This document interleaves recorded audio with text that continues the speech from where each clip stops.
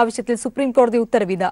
ബോണ്ടുകളിലൂടെ കള്ളപ്പണം വെള്ളപ്പണമാവുകയാണ് ചെയ്യുന്നതെന്ന് സുപ്രീംകോടതി ഇന്നലെ നിരീക്ഷിച്ചിരുന്നു.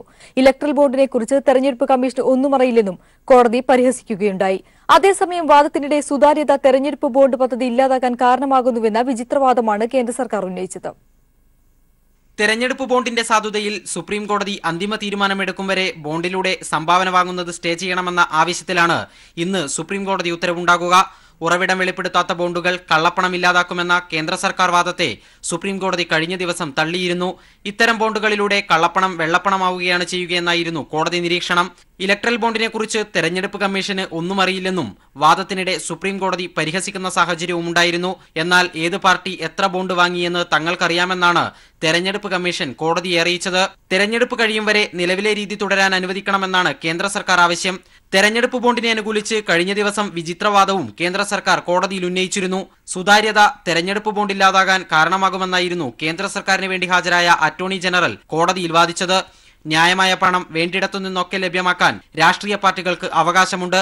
ബാങ്കുകൾക്ക് ഉപഭോക്താവിനെ മാത്രമേ അറിയൂ. ഏത് ബോണ്ട് ഏത് പാർട്ടിക്ക് ലഭിച്ചുവെന്ന് ബാങ്കുകൾക്ക് അറിയില്ലെന്നും കേന്ദ്ര സർക്കാർ കോടതിയിൽ വ്യക്തമാക്കിയിരുന്നു. എന്നാൽ ഇലക്ട്രൽ ബോണ്ടിന്റെ ഉറവിടം മാത്രമേ KYCയിലൂടെ മനസ്സിലാക്കാനാകൂ.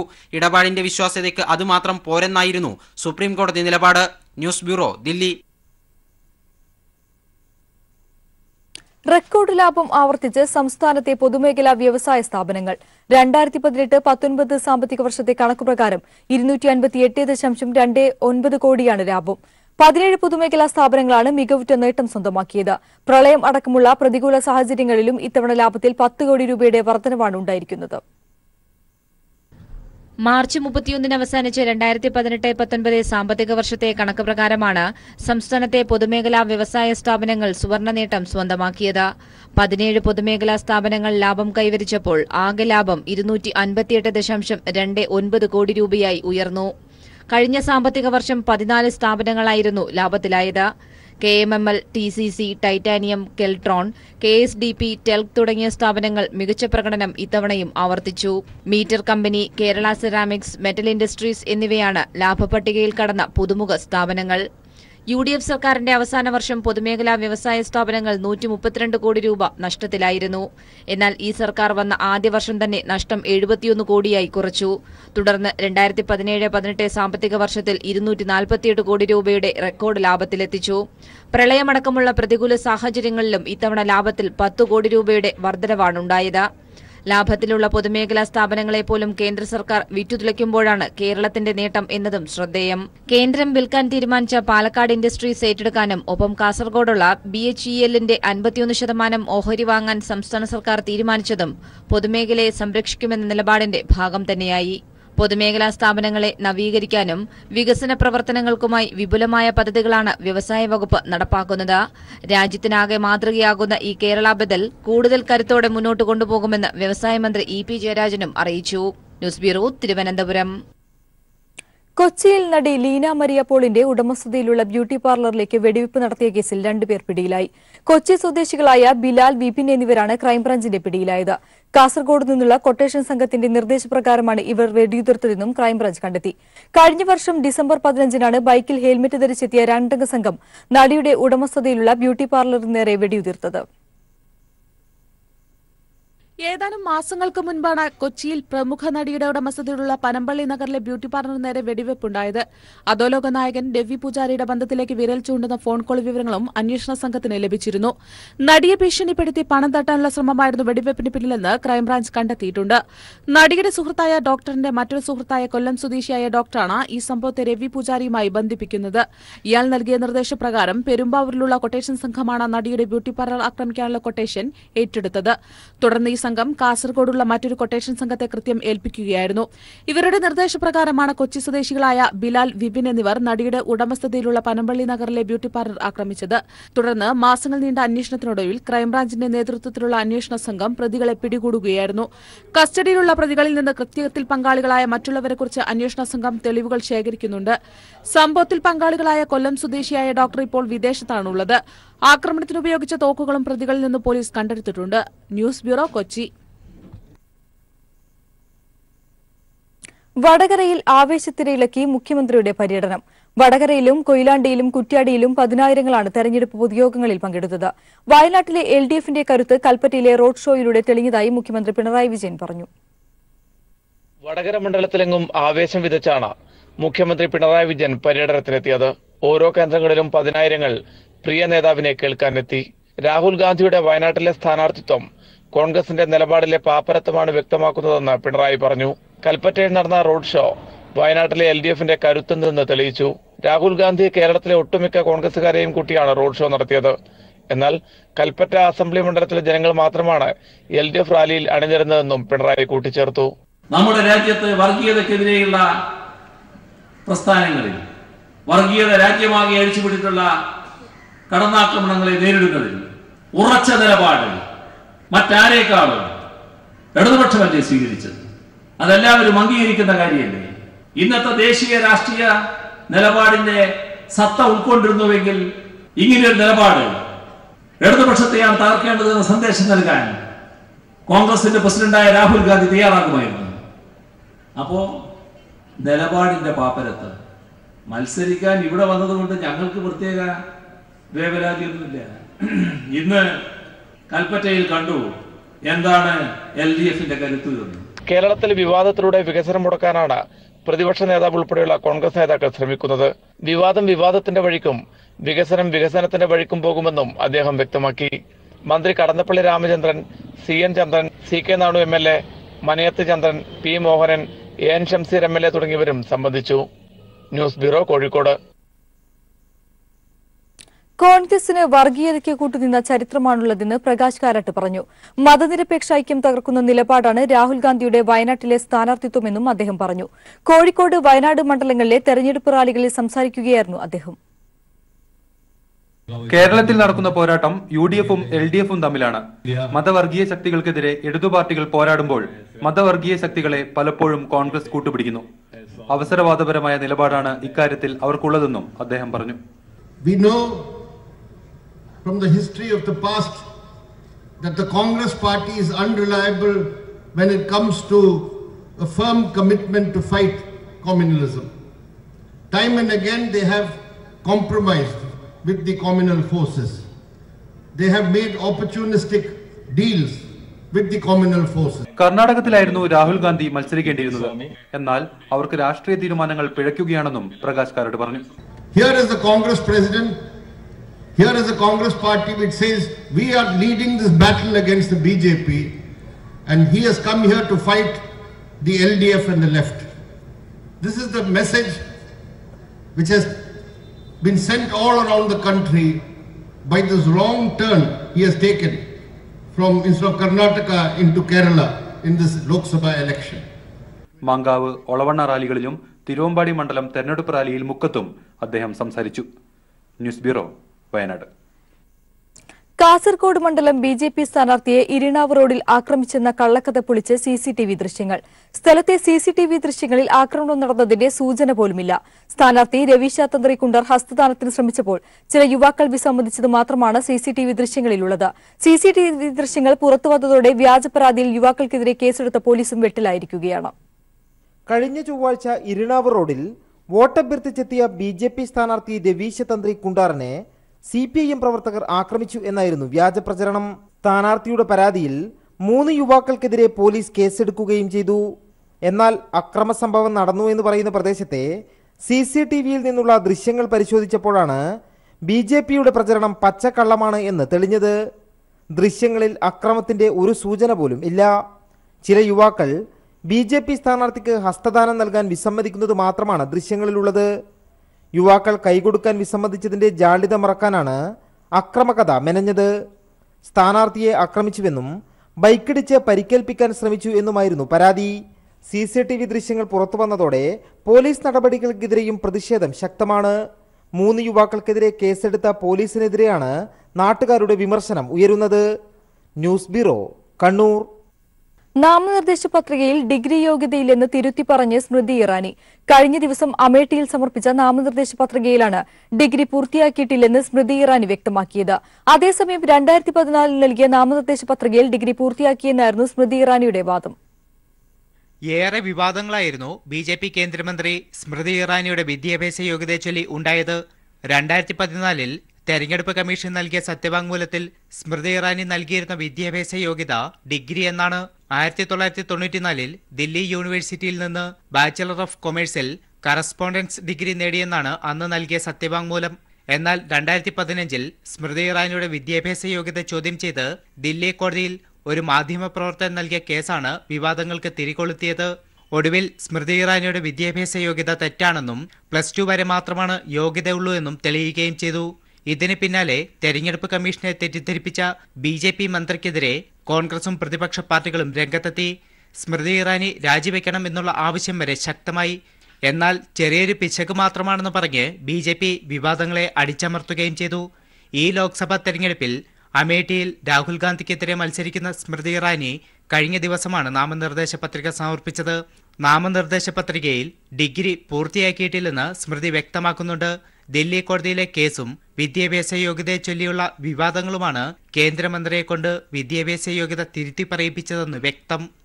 News bureau, Delhi. തിരുവനന്തപുരം നഗരഹൃദയത്തിലെ കോടികൾ വില വരുന്ന ഭൂമിയും വീടും RSS പോഷക സംഘടന തട്ടിയെടുത്തതായി പരാതി. തിരുവിതാംകൂർ ദിവാനായിരുന്ന ശങ്കര സുബയ്യരുടെ കുടുംബക്കാരുടെ ഭൂമിയും വീടും കള്ളവിൽപത്രം തയ്യാറാക്കി RSS പോഷക സംഘടനയായ സേവാഭാരതി തട്ടിയെടുത്തു എന്നാണ് ആക്ഷേപം.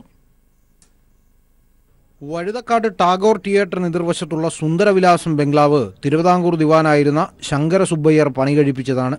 അദ്ദേഹത്തിന്റെ 4ാം തലമുറയിൽപ്പെട്ട S. മുത്തുകൃഷ്ണന്റെയും സഹോദരി പൊന്നമ്മാളിന്റെയും പേരിലായിരുന്നു വഴുതക്കാടുള്ള 27 സെന്റ് സ്ഥലവും കെട്ടിടവും. തലസ്ഥാനത്ത് താമസിക്കുകയായിരുന്ന പൊന്നമ്മാളിന് മക്കളുണ്ടായിരുന്നില്ല. ഇതിനിടയിലാണ് സേവാഭാരതിക്ക് വേണ്ടി തിരുവനന്തപുരം സ്വദേശി രാധാകൃഷ്ണൻ വീടിന്റെ ഒരു ഭാഗം വാടകയ്ക്കെടുക്കുന്നത്. എന്നാൽ പൊന്നമ്മാളിന്റെ മരണശേഷം RSS സംഘടനയായ സേവാഭാരതി അവരുടെ കള്ളവിൽപത്രം കൃത്രിമമായി സൃഷ്ടിച്ച് വീടും സ്ഥലവും തട്ടിയെടുത്തു എന്നാണ് ആക്ഷേപം. പൊന്നമ്മാളിന്റെ സഹോദരന്റെ മകനായ കോയമ്പത്തൂർ സ്വദേശി അഡ്വക്കേറ്റ് ശങ്കരമണിയാണ് പരാതിക്കാരൻ. And one thing I am saying, my aunt Ponnammal doesn't have any necessity whatsoever to create such will. She has not prepared any will in favor of this Seva Bharati or Prasannamurthy. This particular will is concocted, fabricated. They have prepared this will. Definitely it's a forgery. They have forged the signature of my aunt. കയ്യേറ്റക്കാർ കെട്ടിടത്തിൽ പ്രവേശിക്കരുതെന്ന് തിരുവനന്തപുരം മുൻസിഫ് കോടതി ഉത്തരവുണ്ടായിട്ടും അതൊന്നും വകവെക്കാതെ കയ്യൂക്കുകൊണ്ട് കെട്ടിടം കൈവശപ്പെടുത്തിയിരിക്കുകയാണ് RSS അനുകൂല സംഘടന. കെട്ടിടം കയ്യേറിയതിന്റെ പേരിൽ സേവാഭാരതിയുമായി ബന്ധമുള്ള ഡോക്ടർ പ്രസന്നമൂർത്തി, രാധാകൃഷ്ണൻ അടക്കം 4 പേർക്കെതിരെ മ്യൂസിയം പോലീസ് FIR രജിസ്റ്റർ ചെയ്തു. എന്നാൽ ആക്ഷേപങ്ങളെല്ലാം വ്യാജമാണെന്നായിരുന്നു സേവാഭാരതിയുടെ ഭാരവാഹികൾ പീപ്പിളിനോട് പറഞ്ഞത്. S. ജീവൻകുമാർ, തിരുവനന്തപുരം. NDA തെരഞ്ഞെടുപ്പ് പ്രചരണത്തിനായി പ്രധാനമന്ത്രി നരേന്ദ്രമോദി ഇന്ന് കോഴിക്കോടെത്തും. വൈകിട്ട് 6:30 കടപ്പുറത്താണ് റാലി. കാസർഗോഡ് മുതൽ പാലക്കാട് വരെയുള്ള ജില്ലകളിലെ NDA സ്ഥാനാർത്ഥികളും സംസ്ഥാന നേതാക്കളും വേദിയിലെത്തും. പ്രധാനമന്ത്രിയുടെ സന്ദർശനത്തിന്റെ ഭാഗമായി കോഴിക്കോട് നഗരം കനത്ത സുരക്ഷാ വലയത്തിലാണ്. ഗതാഗത നിയന്ത്രണവും ഏർപ്പെടുത്തിയിട്ടുണ്ട്.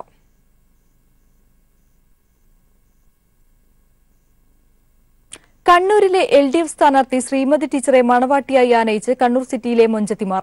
ഒപ്പനയും ദഫ്മുട്ടും കോൽക്കളിയുമായി കണ്ണൂർ സിറ്റി ശ്രീമതി ടീച്ചറെ സ്വീകരിച്ചു.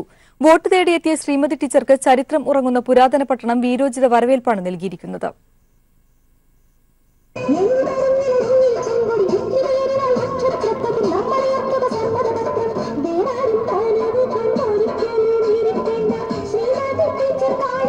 മാപ്പിളൈശൽ പെയ്തിറങ്ങിയ കല്യാണരാവിന്റെ ആരവത്തിലായിരുന്നു കണ്ണൂർ സിറ്റി. ഒപ്പനപ്പാട്ടിനൊപ്പം ചുവടുവെച്ചാണ് സിറ്റിയിലെ മൊഞ്ചത്തികൾ ശ്രീമതി ടീച്ചറെ ആനയിച്ചത്. താളത്തിൽ കൈമുട്ടിപ്പാടി മണവാട്ടിയായി നാടിന്റെ വികസന നായിക. സായം സന്ധ്യയിൽ ചരിത്രമുറങ്ങുന്ന പുരാതന പട്ടണം ശ്രീമതി ടീച്ചർക്ക് നൽകിയത് വീരോചിത വരവേൽപ്പ്. കണ്ണൂർ സിറ്റിയെ ഇളക്കിമറിച്ച ഘോഷയാത്ര.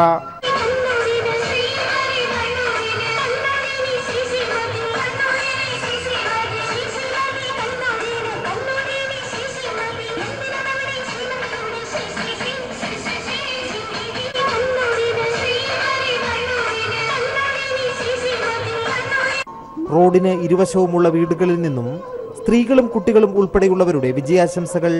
മതസൗഹാർദ്ദത്തിന്റെയും സാഹോദര്യത്തിന്റെയും പാരമ്പര്യമുള്ള നാട് ഇടതുപക്ഷ വിജയത്തിനായി ഒത്തുചേർന്നത് മറ്റൊരു ചരിത്രമായി. കണ്ണൂരിൽ നിന്നും cameraman Jayan കല്യാശ്ശേരിക്കൊപ്പം M. Santhosh.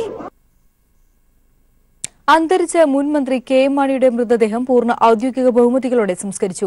വിലാപയാത്രയിലും Pala saint Thomas cathedral പള്ളിയിൽ നടന്ന സംസ്കാര ചടങ്ങിലും ആയിരങ്ങളാണ് പങ്കെടുത്തത്. പ്രിയ നേതാവിനെ അവസാനമായി കാണാൻ കരിങ്ങോഴക്കൽ തറവാട്ടിലേക്കും വൻ ജനാവലിയാണ് ഒഴുകിയെത്തിയത്. പാലാ സെന്റ് തോമസ് കത്തീഡ്രൽ പള്ളി സെമിത്തേരിയിൽ ആയിരങ്ങളെ സാക്ഷിയാക്കിയായിരുന്നു സംസ്കാര ചടങ്ങുകൾ നടന്നത്. വൈകിട്ട് 3 മണിയോടെ കെ.എം. മാണിയുടെ മൃതദേഹവും വഹിച്ചുകൊണ്ടുള്ള വിലാപയാത്ര കരിങ്ങോഴക്കൽ വീട്ടിൽ നിന്നും പുറപ്പെട്ടു.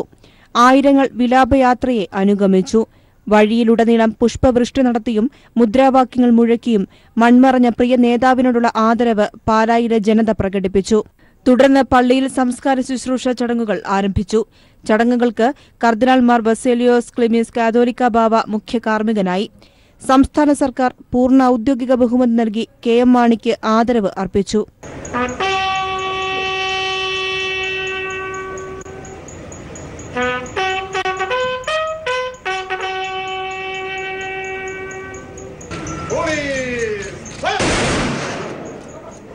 തുടർന്ന് കുടുംബാംഗങ്ങളും രാഷ്ട്രീയത്തിലെ സഹപ്രവർത്തകരും ചേർന്ന് അന്ത്യചുംബനം നൽകി അദ്ദേഹത്തെ യാത്രയാക്കി. ഒടുവിൽ സെമിത്തേരിയിലെ കുടുംബ കല്ലറയിലേക്ക്. പാലാക്കാരുടെ സ്നേഹനിധിയായ മാണിസാർ അങ്ങനെ ചരിത്രത്തിലേക്ക് മറഞ്ഞു. News bureau, Kottayam. കേന്ദ്ര നയങ്ങൾ തകർത്ത കാർഷിക മേഖലയിലെ പ്രശ്നങ്ങൾ ഉയർത്തിക്കാണിച്ച് ഇന്ന് വയനാട്ടിൽ കർഷക പാർലമെന്റ്. LDF കർഷക സംഘടനകളുടെ നേതൃത്വത്തിലാണ് പരിപാടി. വൈകിട്ട് 5-ന് പുൽപ്പള്ളി ടൌൺ കർഷക റാലിയും പൊതുസമ്മേളനവും സംഘടിപ്പിക്കും. കാർഷിക മേഖലയിലെ തിരിച്ചടികളും ആസിയാൻ കരാർ സൃഷ്ടിച്ച പ്രതിസന്ധിയും കർഷക ആത്മഹത്യകളും ചർച്ചയാക്കുകയാണ് LDF. ഇതിനകം ഈ വിഷയമുയർത്തി പ്രചാരണ പരിപാടികളും LDF ആരംഭിച്ചു കഴിഞ്ഞു. 1991-ൽ കോൺഗ്രസ് സർക്കാർ നടപ്പാക്കിയ നവലിബറൽ നയങ്ങളാണ് വയനാട്ടിലെ കർഷകരുടെ തകർച്ചയ്ക്ക് ഇടയാക്കിയത്. ജില്ലയിൽ 1995-2007 കാലയളവിൽ ഔദ്യോഗിക കണക്കുകൾ പ്രകാരം 965 കർഷകർ ജീവനൊടുക്കി. കാപ്പിക്കും കുരുമുളകിനും ചുങ്കം കുറച്ച് ഇറക്കുമതി ചെയ്യാൻ കുത്തകകൾക്ക് അനുവാദം നൽകിയ ഉദാരവൽക്കരണ നടപടികളെ തുടർന്നായിരുന്നു ആത്മഹത്യകൾ. മോദി ഭരണത്തിലും കർഷക ആത്മഹത്യകൾ വർദ്ധിച്ചു. ഇതെല്ലാം കാർഷിക മേഖലയായ വയനാട്ടിൽ ഉയർത്തിക്കാട്ടാനാണ് LDF തീരുമാനം.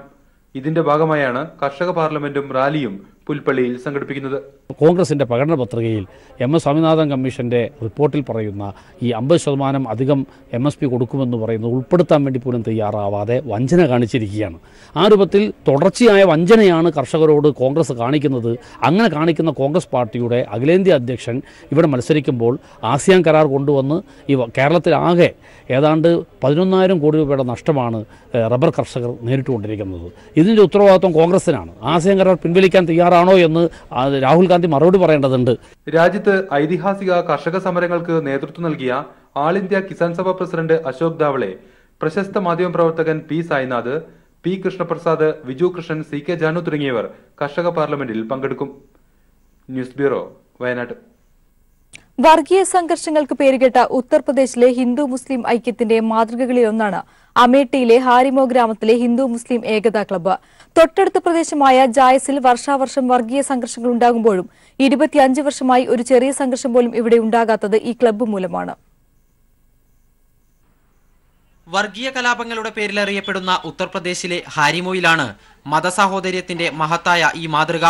ഹിന്ദു മുസ്ലിം ഏകതാ ക്ലബ്ബ് 25 വർഷങ്ങൾക്ക് മുൻപ് കുണ്ടു ബാബു എന്ന ഇദ്ദേഹമാണ് ഹാരിമോയിൽ മതസാഹോദര്യം ലക്ഷ്യമിട്ട് ഹിന്ദു മുസ്ലിം ഏകതാ വോളിബോൾ ക്ലബിന് തുടക്കം കുറിച്ചത്.